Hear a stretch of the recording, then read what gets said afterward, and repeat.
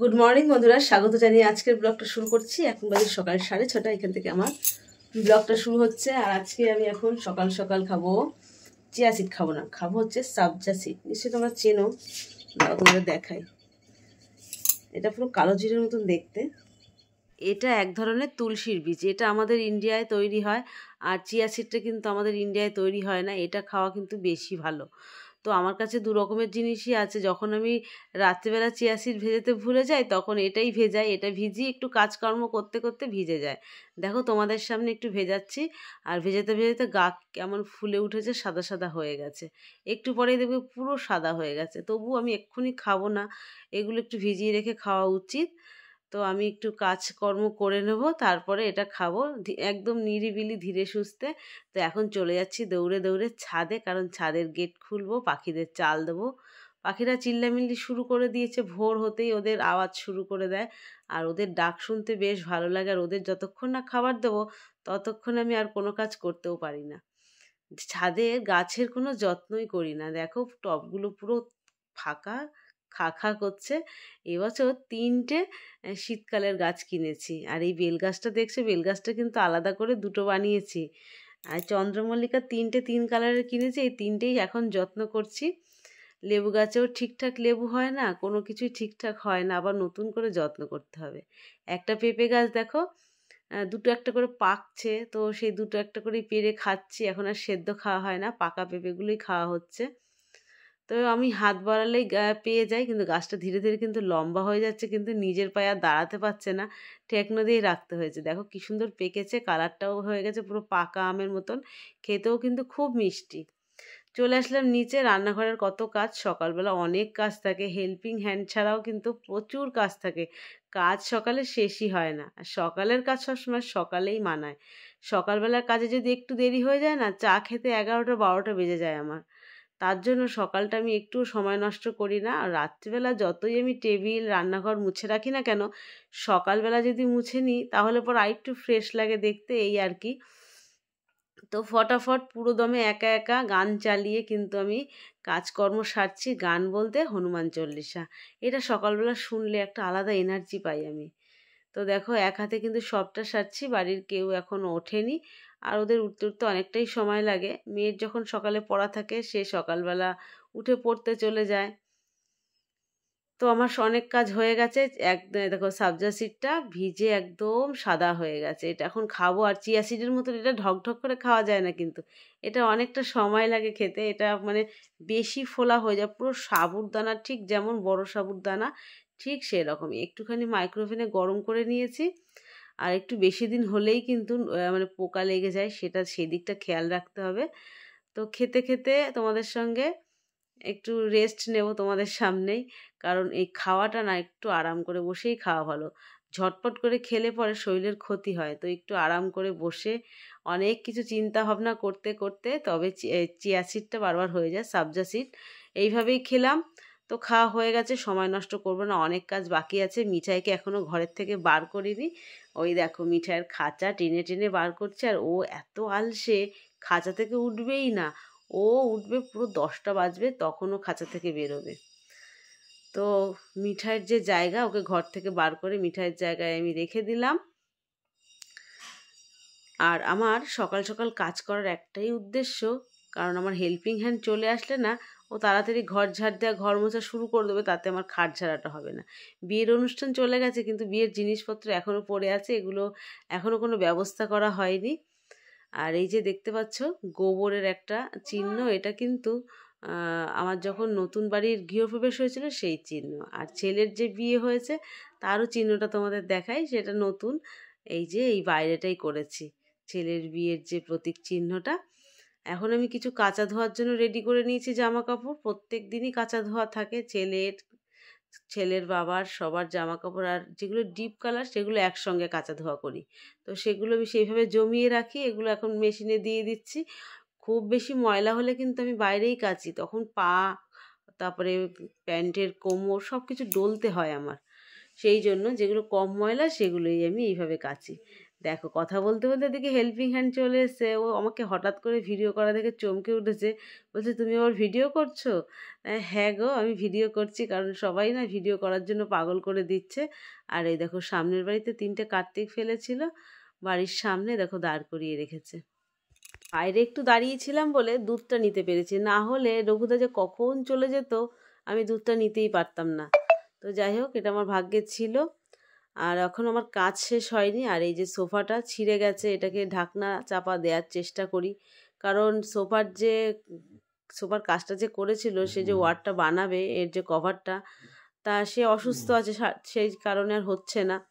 অনেকটাই ছিঁড়ে গেছে, সবাই বসে নষ্ট হয়ে গেছে, দেখো কতটা ছিঁড়ে গেছে। তো তারপরেই চলে আসলাম মেয়ের ঘরে এখন ঝাড় দিয়ে পরিষ্কার করে নেবো, কারণ হেল্পিং হ্যান্ড যদি ঘরে ঢুকে যায় ও একটুও দাঁড়াবে না, কারণ ওর অনেকবারই কাজ করতে হয়, খুবই ব্যস্ত। তো ও কাজ করার আগেই আমাকে এগুলো কমপ্লিট করতে হয়। এদিকে আমার কাঁচাও হয়ে গেছে, কাঁচা বসিয়ে দিয়ে বাদবাকি কাজটা করে নিয়েছি। এখন এটাকে মেলে আসবো। আর দেখো মেশিনের মধ্যে ঢোকালে কেমন দলা মোচড়া হয়ে যায়, ওই জন্য খুব ভালো জিনিস না মেশিনে দেওয়াটা একদমই উচিত না। জিন্সের প্যান্ট, বিছনার চাদর, কম্বল, গায়ে দেওয়ার চাদর, যেগুলো নর্মাল জিনিস, যেগুলো তুলে উঠে গেলেও কোনো সমস্যা হয় না। আজকাল সব বাড়িতে কিন্তু জায়গা কমের জন্য এই ওয়াশিং মেশিনটা ভীষণ কাজের। দেখো পরিশ্রমের দাম পেয়েছি, 2 টাকার কয়েন কার পকেট থেকে পড়েছে বলতে পারবো না। 2টো সাদা প্যান্ট এখন আবার হাতে কেচে নিতে হবে। এই সামনেই আমার ভাসুরের জন্মদিন ছিল, সেই দিন পড়েছিল, দাগ লেগে গেছে, কাচবো, তার মধ্যে আবার ময়লার গাড়ি চলে এসেছে, ময়লাটা আগে দিয়ে দিই, অনেক দিন ময়লার গাড়ি আসে না। দেখো আমার কাজ শেষ হয়নি, কিন্তু হেল্পিং হ্যান্ড কাজ করে ঠিক বেরিয়ে গেছে। তো ঘর একদম পুরো ফ্রেশ পরিষ্কার, আর সকালবেলা এরকম ফ্রেশ ঘর দেখলে পরে এমনি ভালো লাগে, আর তার মধ্যে ঠাকুরের গান চলছে, মনটা মানে ভীষণ ভালো লাগে। তো যাই হোক, এই সাদা প্যান দুটোর আগে ব্যবস্থা করব। মিঠাইয়ের বাসনটাও কিন্তু মেজে পরিষ্কার করে নিয়েছি, জলটাও পাল্টে দিয়েছি। কত কাজ, সে না দেখলে তোমরা বুঝতে পারবে না, কাজ কখনো শেষ হয় না। মা বলতো সংসারের কাজ কোনো দিনও শেষ হয় না, যত করবে তত যেন কাজ বেরোতেই থাকে। তো প্যান্টে দেখো কত দাগ লেগে রয়েছে, এই দাগগুলো এখন তুলতে হবে। তোমাদের একদিন বলেছিলাম ভিডিওতে আমি কী দিয়ে প্যান্টের দাগ তুলি, ভ্যানিশ আর সার্ফ এক্সেল লিকুইড দিয়ে ভিজিয়ে রেখেছিলাম। আর এইটা কিন্তু রিন কোম্পানির আলা, এই আলাটা যেখানেই দেবো দাগটা উঠে যাবে, কিন্তু সেটা ফ্রেশ একদম সাদা হতে হবে, অন্য কালার থাকলে কিন্তু সেই কালারটা উঠে যাবে। এমনই কেমিক্যালটা ভীষণ ভালো। তো এটা আমি অনেক বছর ধরে ইউজ করি, খুব ভালো কাজ দেয়। এই যে ভিজিয়ে রাখলাম, পরে যে ব্রাশ দিয়ে ডলে কেচে দেবো, পরিষ্কার হয়ে যাবে। স্নান করে চলে এসেছি ঠাকুর ঘরে, পুজো পাঠও শুরু করে দিয়েছি। আজ কিছুদিন ধরে ফুলের ভীষণ অভাব, বাজার থেকে ফুল আনলেও খুব কম ফুল দেয়, যেটা আমার সপ্তাহে হয় না। আমি সপ্তাহে একদিনই ফুল আনাই, বৃহস্পতিবার। আর এখন আর বাড়ির গাছের কোনো ফুলও হয় না, সেইভাবে আমি ঠাকুরকে দিতেও পারি না। আজকে যেহেতু শনিবার, ব্লগটা তো শনিবারের ব্লগ, সেটা তোমাদের বলতেই ভুলে গেছিলাম। তো শনিবারে আমি আবার লং কর্পূর জ্বালাই। তো বন্ধুরা, আমার স্নান পুজো হয়ে গেছে, আর এখন বাজে ঘড়ির কাঁটা, ও বাবা 10টা 10। এই এখন আমি পুজো সেরে উঠলাম, এখন খাবো আমি চা। আর এতটা বেলা হয়ে গেছে, আর সকাল থেকে তোমরা দেখেছো কম বেশি কাজ থাকে, কখনো কাঁচা বেশি থাকে, সেই কারণে দেরি হয়ে যায়। তো এরকম সময় যদি আমি 1 কাপ চা পাই গরম গরম, মানে বানানো, তো হাতের উপর পেলে আমি ভীষণ খুশি হই। তো এখন আমাকে বানিয়ে খেতে হচ্ছে, আর আমার বৌমা যে কদিন ছিল আমাকে বানিয়ে খাইয়েছে। তো যেহেতু বাপের বাড়িতে গেছে, ও আসলে আবার আমি সেই সুখটা পাবো। তো চলো চাটা খেয়ে নিই। আমি আগে যখন সকাল থেকে যে ব্লগ ভিডিও আপলোড করতাম, তখন কিন্তু চায়ের রেসিপিটা তোমাদের সঙ্গে অবশ্যই শেয়ার করতাম। তো আজকে অনেক দিন পরে আবার চায়ের রেসিপি শেয়ার করছি। আর আমি কিন্তু এই যে দুধ চাটা, সামান্য একটু কফি দিলে পরে না দারুণ লাগে খেতে, একটা চায়ের ফ্লেভারও পাওয়া যায়, কফির ফ্লেভারও পাওয়া যায়, আর দুটো মিলিয়ে না মানে কি বলবো, মানে এতটা শান্তি লাগে একটা কড়া চা খেলে সকালবেলা, এতটা কাজ করে ওঠার পরে। চাটা বানাতে শুকিয়েই ফেলেছি, হাফ কাপ করে শাশুড়ি মা আর আমি দুজনে মিলে ভাগ করে খাচ্ছি। এখন মিঠাইকে বাসি রুটি দিচ্ছে, আর মিঠাইকে রুটি দিলে না এমন খাবলিয়ে নেয়, মানে এত খেতে ভালোবাসে। তো যাই হোক, চাটা খেয়ে আবার রান্নাঘরে চলে আসলাম। দেখো আমি একটুও কিন্তু বসার সময় পাইনি। তো আমাদের যেহেতু সকালে ব্রেকফাস্ট বলে কিছু হয় না, আমাদের সকাল থেকে মাছ ভাজা, যে কোনো মানে কিছু দিয়ে সকালবেলা ভাত আমাদের চলে। তেঁতুলের টক বানাচ্ছে আজকে দুপুরের রেসিপি। সকাল থেকে রান্না শুরু হয়, দুপুরের একদম যে যেটা খাবে সকালবেলা, কোনো অসুবিধা নেই, দুপুরবেলাও যা। তো এখন পেঁয়াজকালিগুলো শুকাচ্ছিল, লাউয়ের খোসা আমি কখনোই ফেলি না, এটা ভেজে ফেলবো। আর ট্যাংরা মাছ মূলো দিয়ে রান্না করব, মূলো আর আলু দিয়ে। এই শীতকালে ট্যাংরা মাছ মূলো দিয়েই খেতে ভালো লাগে, মূলোটাও খুব ভালো এনেছে বাজার থেকে, ভাতটাও হয়ে গেছে।